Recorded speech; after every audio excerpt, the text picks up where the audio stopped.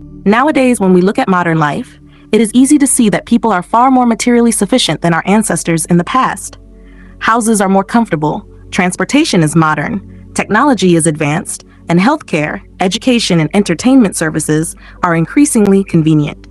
Even in terms of mental life, many people have access to a wide range of knowledge, participate in arts, travel, and recreational activities to enrich their lives. Yet the paradox is this: illnesses are increasing, especially those related to the mind and nervous system, such as depression, anxiety, insomnia, autonomic nervous disorders, as well as lifestyle-related chronic diseases like diabetes, obesity, hypertension, and heart disease.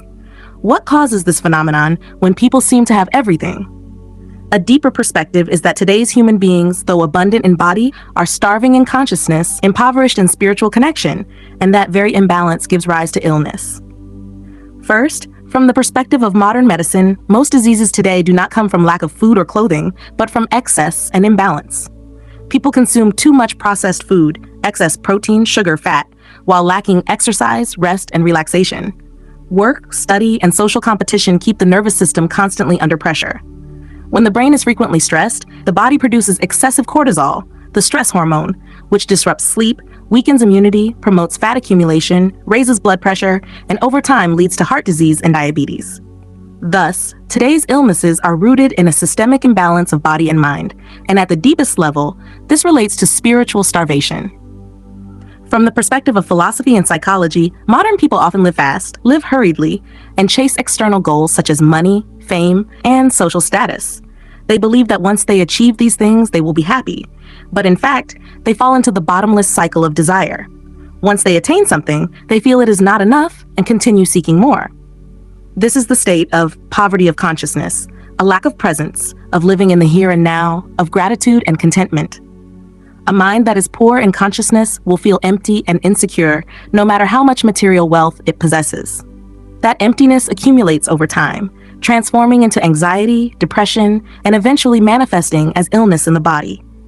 From the spiritual perspective, the most profound cause is the loss of connection between human beings and themselves, between human beings and nature, and between human beings and the universal energy. In the past, our ancestors lived in harmony with the earth and sky, honored their ancestors, felt rooted in tradition, believed in cause and effect, and lived in alignment with nature.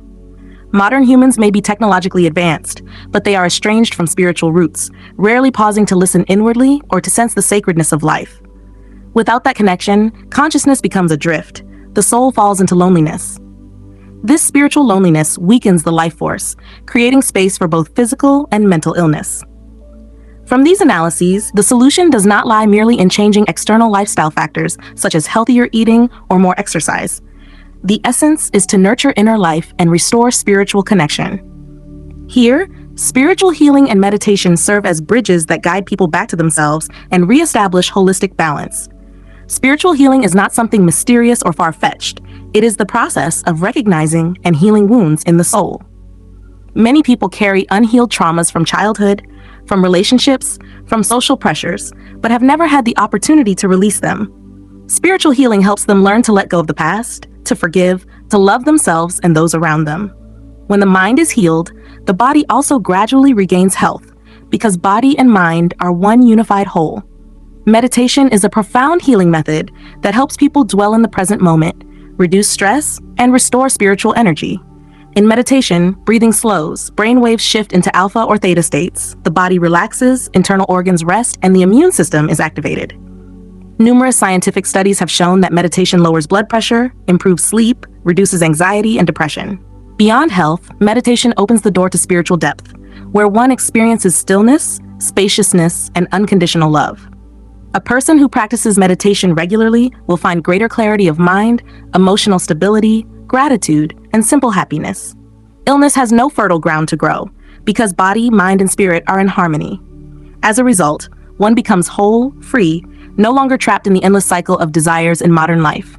Therefore, the path to resolving the paradox of increasing illness in times of material abundance is to return to healing consciousness, nurturing spirituality, and practicing meditation.